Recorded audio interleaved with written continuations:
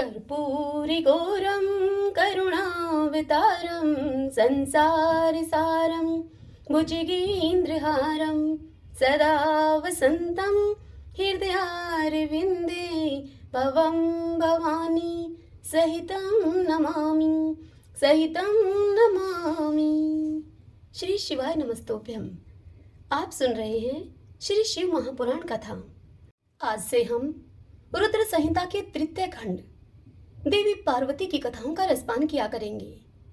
आज की कथा में हम सुन रहे हैं हिमालय के स्थावर जंगम, द्विविध स्वरूप एवं दिव्य व्यक्तित्व का वर्णन। मैना के साथ उनका विवाह तथा मैना आदि को पूर्व जन्म में प्राप्त हुए शनकादि के श्राप एवं वरदान का कथन। देवताओं का हिमालय के पास जाना और उनसे सत्कृत होकर उन्हें उमा आराधना की विधि बताकर स्वयं भी एक सुंदर स्थान में जाकर उनकी स्तुति करना। आज हम इस पावन कथा का रसपान कर रहे हैं। तो आइए सर्वप्रथम भगवान शंकर और देवी पार्वती का ध्यान करते हुए सभी बोलिए, पार्वती पति भगवान शंकर की जय। नारद जी ने पूछा ब्रह्मा जी से कि हे ब्राह्मण, पिता के यज्ञ में अपने शरीर का परित्याग करके दक्ष कन्या जगदम्बा सती देवी किस प्रकार गिरिराज हिमालय की पुत्री हुई, किस तरह अत्यंत उग्र तपस्या करके उन्होंने पुनः शिव को ही पति के रूप में प्राप्त किया, यह मेरा प्रश्न है। आप इस पर भली भांति और विशेष रूप से प्रकाश डालिए। यह सुनकर ब्रह्मा जी ने नारद से कहा कि हे मुने, पहले तो तुम पार्वती माता के जन्म, विवाह एवं अन्य भक्ति पूर्वक पावन चरित्र को सुनो। हे मुनि श्रेष्ठ, उत्तर दिशा में पर्वतों का राजा हिमवान नामक महान पर्वत है, जो कि महातेजस्वी और समृद्धिशाली है। उसके दो रूप प्रसिद्ध हैं, एक रूप स्थावर है और दूसरा रूप जंगम है। मैं संक्षेप से उसके सूक्ष्म अर्थात स्थावर स्वरूप का वर्णन करता हूँ। वह रमणीय पर्वत नाना प्रकार के रत्नों का आकर है, यानी कि नाना प्रकार के रत्नों की खान है। पूर्व तथा पश्चिम समुद्र के भीतर प्रवेश करके वह इस तरह से खड़ा है मानो कि भूमंडल को नापने के लिए कोई मानदंड हो। वह नाना प्रकार के वृक्षों से व्याप्त है और अनेक शिखरों के कारण विचित्र शोभा से संपन्न दिखाई देता है। सिंह, व्याघ्र आदि पशु सदा सुख पूर्वक उसका सेवन करते हैं। हिम का तो वह भंडार ही है, इसीलिए अत्यंत उग्र जान पड़ता है। भांति भांति के आश्चर्यजनक दृश्यों से उसकी विचित्र शोभा होती है। देवता, ऋषि, सिद्ध और मुनि उस पर्वत का आश्रय लेकर रहते हैं। भगवान शिव को वह पर्वत बहुत ही प्रिय है। तपस्या करने का स्थान है वह। सब रूप से ही वह अत्यंत पवित्र और महात्माओं को भी पावन करने वाला है। तपस्या में वह अत्यंत शीघ्र सिद्धि प्रदान करता है। अनेक प्रकार के धातुओं की खान और शुभ है। वही पर्वत वहां पर दिव्य शरीर को धारण करके सर्वांग सुंदर रमणीय देवता के रूप में भी स्थित है। भगवान विष्णु का अविकृत अंश है। हे नारद, इसीलिए वह शैलराज साधु संतों को अधिक प्रिय है। एक समय गिरिवर हिमवान ने अपनी कुल परंपरा की स्थिति और धर्म की वृद्धि के लिए देवताओं तथा पितरों का हित करने की अभिलाषा से अपना विवाह करने की इच्छा की।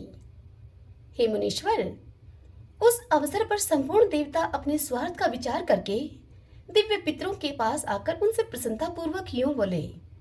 देवताओं ने पितरों से कहा कि हे पितरों, आप सब लोग प्रसन्नचित होकर हमारी बात को सुने और यदि देवताओं का कार्य सिद्ध करना आपको भी अभिष्ट हो तो शीघ्र वैसा ही करें।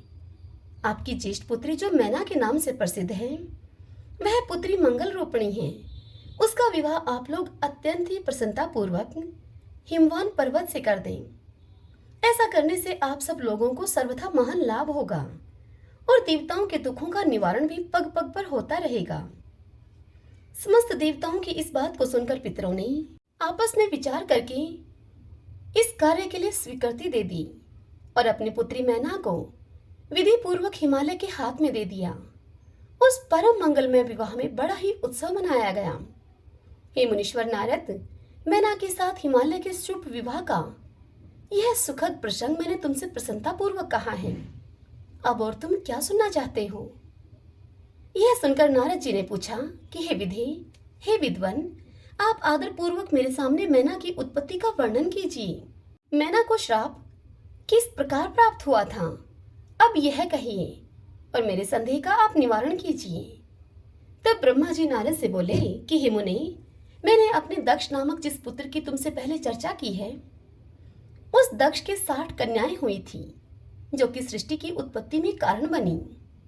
हे नारद, दक्ष ने कश्यप आदि श्रेष्ठ मुनियों के साथ उनका विवाह किया था। यह सब वृत्तांत तो तुम्हें पहले ही विदित ही है। अब प्रस्तुत विषय को तुम सुनो। उन कन्याओं में एक स्वधा नाम की कन्या थी जिसका विवाह उन्होंने पितरों के साथ किया। सुधा की 3 पुत्रियां थीं जो सौभाग्यशालिनी एवं धर्म की मूर्ति थीं। उनमें से ज्येष्ठ पुत्री का नाम मैना था, मझली पुत्री का नाम धन्या था और सबसे छोटी पुत्री का नाम कलावती था। ये सारी कन्याएं पितरों की मानसी पुत्रियां थीं। उनके मन से प्रकट हुई थी यह। इनका जन्म किसी माता के गर्भ से नहीं हुआ था, इसलिए ये अयोनिजा थीं। केवल लोक व्यवहार से सुधा की पुत्री मानी जाती थीं। इनके सुंदर नामों का कीर्तन करके मनुष्य संपूर्ण अभिष्ट को प्राप्त कर लेता है। ये सदा संपूर्ण जगत की वंदनीय लोक माताएं हैं और उत्तम अभ्युदय से सुशोभित रहती हैं। सबकी सब परम योगिनी, ज्ञान निधि तथा तीनों लोकों में सर्वत्र जा सकने वाली हैं। हे मुनीश्वर नारद, एक समय वे तीनों बहनें भगवान विष्णु के निवास स्थान श्वेत द्वीप में उनका दर्शन करने के लिए गई। भगवान विष्णु को प्रणाम और भक्ति पूर्वक उनकी स्तुति करके वे तीनों कन्याएं उन्हीं की आज्ञा से वहां ठहर गईं। उस समय वहां संतों का बड़ा भारी समाज एकत्र हुआ था। हे मुनि नारद, उसी अवसर पर मेरे पुत्र सनकादि सिद्धगण भी वहां गए और श्री हरि की स्तुति वंदना करके उन्हीं की आज्ञा से वह वहां पर ठहर गए। सनकादिक मुनि देवताओं के आदि पुरुष और संपूर्ण लोकों में वंदित हैं। वे जब वहां पर आकर खड़े हुए, उस समय श्वेतद्वीप के सभी लोग उन्हें देखकर प्रणाम करके उठकर खड़े हो गए। परंतु ये तीनों पितरों की पुत्रियां अर्थात ये तीनों बहनें उन्हें देखकर भी वहां उठी नहीं, वे बैठी ही रहीं। इससे सनत कुमार ने उनको मर्यादा रक्षार्थ उन्हें स्वर्ग से दूर होकर नर स्त्री बनने का श्राप दे दिया। फिर उनके प्रार्थना करने पर वे प्रसन्न हो गए और वे बोले, सनत कुमारों ने कहा, पितरों की तीनों कन्याओं, तुम प्रसन्नचित होकर मेरी बात को सुनो। यह तुम्हारे शोक का नाश करने वाली और सदा ही तुम्हें सुख देने वाली है। तुम में से जो ज्येष्ठ है वह भगवान विष्णु की अंशभूत हिमालय गिरी की पत्नी हो। उससे जो कन्या होगी वह पार्वती के नाम से विख्यात होगी। पितरों की दूसरी प्रिय कन्या योगिनी धन्या राजा जनक की पत्नी होगी। उसकी कन्याओं के रूप में महालक्ष्मी अवतीर्ण होगी जिनका नाम सीता होगा। इसी प्रकार पितरों की सबसे छोटी पुत्री कलावती द्वापर के अंतिम भाग में वृषभानु वैश्य की पत्नी होगी और उसकी प्रिय पुत्री राधा के नाम से विख्यात होगी। योगिनी मैना पार्वती जी के वरदान से अपने पति के साथ उसी शरीर से कैलाश नामक परम पद को प्राप्त हो जाएगी। धन्या तथा उनके पति जनक कुल में उत्पन्न हुए जीवन मुक्त महायोगी राजा शीरध्वज लक्ष्मी स्वरूपा सीता के प्रभाव से बैकुंठ धाम में जाएंगे। वृषभानु के साथ वैवाहिक मंगल कृत्य संपन्न होने के कारण जीवन मुक्त योगिनी कलावती भी अपनी कन्या राधा के साथ गोलोक धाम में जाएगी। इस बात में संशय नहीं है। विपत्ति में पड़े बिना कहाँ किनकी महिमा प्रकट होती है। उत्तम कर्म करने वाले पुण्य आत्मा पुरुषों का संकट जब टल जाता है तब उन्हें दुर्लभ सुख की प्राप्ति होती है। अब तुम लोग प्रसन्नता पूर्वक मेरी दूसरी बात भी सुनो, जो कि सदा सुख देने वाली है। मैना की पुत्री जगदम्बा पार्वती देवी अत्यंत दुष्ट तप करके भगवान शिव की प्रिय पत्नी बनेंगी। धन्या की पुत्री सीता भगवान श्री राम जी की पत्नी होंगी और लोकाचार का आश्रय लेकर श्री राम के साथ विहार करेंगी। साक्षात गोलोक धाम में निवास करने वाली राधा ही कलावती की पुत्री होंगी और वे गुप्त स्नेह में बंधकर श्री कृष्ण की प्रियतमा बनेंगी। इतनी बात बताकर नारद जी से ब्रह्मा जी आगे कहते हैं कि हे नारद, इस प्रकार श्राप के ब्याज से दुर्लभ वरदान देकर सबके द्वारा प्रशंसित भगवान सनत कुमार मुनि भाइयों के साथ वहीं पर अंतर्ध्यान हो गए। हे तात, पितरों की मानसी पुत्री वे तीनों बहनें इस प्रकार शाप मुक्त होकर सुख पाकर तुरंत ही अपने घर को चली गईं। इतनी बात सुनकर नारद जी बोले कि हे महामते, आपने मैना के पूर्व जन्म की यह शुभ एवं अद्भुत कथा मुझसे कही है। उनके विवाह का प्रसंग भी मैंने सुन लिया है। अब आगे के उत्तम चरित्र का आप मुझसे वर्णन कीजिए। तब ब्रह्मा जी नारद से कहते हैं कि हे नारद, जब मैना के साथ विवाह करके हिमवान अपने घर को गए, तब तीनों लोकों में बड़ा भारी उत्सव मनाया गया। हिमालय भी अत्यंत प्रसन्न होकर मैना के साथ अपने सुखदायक सदन में निवास करने लगे। हे मुने, उस समय श्री विष्णु आदि समस्त देवता और महात्मा मुनि गिरिराज के पास गए। उन सब देवताओं को वहां आया हुआ देखकर महान हिमगिरी ने प्रशंसा पूर्वक उनको प्रणाम किया और अपने भाग्य की सराहना करते हुए भक्ति भाव से उन सबका आदर सत्कार किया। हाथ जोड़कर मस्तक झुकाकर वे बड़े प्रेम से स्तुति करने को उद्यत हुए। शैलराज के शरीर में महान रोमांच हो आया। उनके नेत्रों से प्रेम के आंसू बहने लगे। हे नारद मुने, हिमशैल ने प्रसन्न मन से अत्यंत प्रेम पूर्वक प्रणाम किया और विनीत भाव से खड़े हुए श्री विष्णु आदि देवताओं से कहा। हिमाचल बोले कि आज मेरा जन्म सफल हो गया है।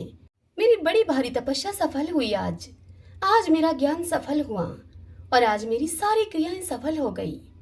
आज मैं धन्य हुआ। मेरी सारी भूमि धन्य हुई और मेरा कुल धन्य हुआ। मेरी स्त्री तथा मेरा सब कुछ धन्य हो गया। इसमें संशय नहीं है, क्योंकि आप सब महान देवता एक साथ मिलकर एक ही समय पर मेरे यहाँ पधारे हैं। मुझे अपना सेवक समझकर प्रसन्नता पूर्वक उचित कार्य के लिए मुझे आज्ञा दीजिए। हिमगिरी का यह वचन सुनकर वे सब देवता बड़े ही प्रसन्न हुए और अपने कार्य की सिद्धि को मनाते हुए वे बोले। देवताओं ने कहा कि हे महाप्राग हिमाचल, हमारा हितकारक तुम वचन सुनो। हम सब लोग जिस काम के लिए यहाँ पर आए हैं उसे प्रसन्नता पूर्वक हम बता रहे हैं। हे गिरिराज, पहले जो जगदम्बा उमा दक्ष कन्या सती के रूप में प्रकट हुई थी और रुद्र पत्नी होकर सुदीर्घ काल तक इस भूतल पर क्रीड़ा करती रही, वे ही अंबिका सती अपने पिता से अनादर पाकर अपनी प्रतिज्ञा का स्मरण करके यज्ञ में शरीर को त्याग कर अपने परम धाम को पधार गई। हे हिमगिरे, वह कथा लोक में विख्यात है और यह तुम्हें भी विदित है। यदि वे सती पुनः तुम्हारे घर में प्रकट हो जाएं, तो देवताओं का महान लाभ हो सकता है। ब्रह्मा जी आगे इस कथा को सुनाते हुए नारद से कहते हैं कि हे वत्स, श्री विष्णु आदि देवताओं की इस बात को सुनकर गिरिराज हिमालय मन ही मन प्रसन्न होकर आदर से सर झुकाकर और उनसे बोले कि हे प्रभु, ऐसा हो तो बड़े सौभाग्य की बात है। तदंतर वे देवता उन्हें बड़े आदर से उमा को प्रसन्न करने की विधि बताकर स्वयं सदाशिव पत्नी उमा की शरण में चले गए। तदंतर एक सुंदर स्थान में स्थित होकर समस्त देवताओं ने जगदम्बा का स्मरण किया और बारंबार प्रणाम करके वे वहां श्रद्धा पूर्वक उनकी स्तुति करने लगे। देवता बोले, शिवलोक में निवास करने वाली हे देवी उमे, हे जगदम्बे, सदाशिव प्रिय हे दुर्गे, हे महेश्वरी, हम आपको नमस्कार करते हैं। आप पावन शांत स्वरूप श्री शक्ति हैं, परम पावन पुष्टि हैं, अव्यक्त प्रकृति और महत तत्व, ये आपके ही रूप हैं। हम भक्ति पूर्वक आपको नमस्कार करते हैं। आप कल्याणमयी शिवा हैं, आपके हाथ भी कल्याणकारी हैं। आप शुद्ध, स्थूल, सूक्ष्म और सबका परम आश्रय हैं। अंतर विद्या और सुविद्या से अत्यंत प्रसन्न रहने वाली आप देवी को हम प्रणाम करते हैं। आप श्रद्धा हैं, आप धृति हैं, आप श्री हैं और आप ही सब में व्याप्त रहने वाली देवी हैं। आप ही सूर्य की किरणें हैं और आप ही अपने प्रपंच को प्रकाशित करने वाली हैं। ब्रह्मांड रूप शरीर में और जगत के जीवों में रहकर जो ब्रह्मा से लेकर तरण पर्यंत संपूर्ण जगत की पुष्टि करती हैं, उन आदि देवी को हम नमस्कार करते हैं। आप ही वेद माता गायत्री हैं, आप ही सावित्री और सरस्वती हैं, आप ही संपूर्ण जगत के लिए वार्ता नामक व्रती हैं और आप ही धर्म स्वरूपा वेदत्रयी हैं। आप ही संपूर्ण भूतों में निद्रा बनकर रहती हैं, उनकी शोधा और तृप्ति भी आप ही हैं। आप ही तृष्णा, कांति, छवि, तुष्टि और सदा संपूर्ण आनंद को देने वाली हैं। आप ही पुण्यकर्ताओं के यहाँ लक्ष्मी बनकर रहती हैं और आप ही पापियों के घर सदा ज्येष्ठा के रूप में वास करती हैं, अर्थात लक्ष्मी की बड़ी बहन दरिद्रता के रूप में वास करती हैं। आप ही संपूर्ण जगत की शांति हैं। आप ही धारण करने वाली धात्री एवं प्राणों का पोषण करने वाली शक्ति हैं। आप ही पांचों भूतों के सार तत्व को प्रकट करने वाली तत्व स्वरूपा हैं। आप ही नीतिकों की नीति तथा व्यवसाय रूपणी हैं। आप ही सामवेद की गीति हैं। आप ही ग्रंथी हैं, आप ही यजुर मंत्रों की आहुति हैं। ऋग्वेद की मात्रा तथा अर्थवेद की परम गति भी आप ही हैं, जो प्राणियों के नाक, कान, नेत्र, मुख, भुजा, वक्षस्थल और हृदय में धृति रूप में स्थित होकर सदा ही उनके लिए सुख का विस्तार करती हैं, जो निद्रा के रूप में संसार के लोगों को अत्यंत शुभक प्रतीत होती हैं। वे देवी उमा जगत की स्थिति एवं पालन के लिए हम सब पर प्रसन्न हो। इस प्रकार जगजननी सती साध्वी महेश्वरी उमा की स्तुति करके अपने हृदय में विशुद्ध प्रेम को लिए हुए वे सभी देवता उनके दर्शन की इच्छा से वहां पर खड़े हो गए। हरि ओम तत्सत। श्री शिवाय नमस्तुभ्यम। भगतजनों, आज की यह कथा यहीं पर पूर्ण हुई। इससे आगे कल की कथा में हम सुनेंगे पार्वती खंड के अध्याय 3 और 4 की कथा में कल हम सुनेंगे उमा देवी का दिव्य रूप से देवताओं को दर्शन देना, देवताओं का उनसे अपना अभिप्राय निवेदन करना और देवी का अवतार लेने की बात स्वीकार करके देवताओं को आश्वासन देना तथा मैना को प्रत्यक्ष दर्शन देकर शिवा देवी का उन्हें अभीष्ट वरदान से संतुष्ट करना तथा मैना से मैनाक का जन्म। कल हम इस पावन कथा का रसपान करेंगे। आज की यह कथा आपको कैसी लगी? आशा करती हूँ कि आपको यह कथा पसंद आई होगी। श्री शिवाय नमस्तुभ्यम।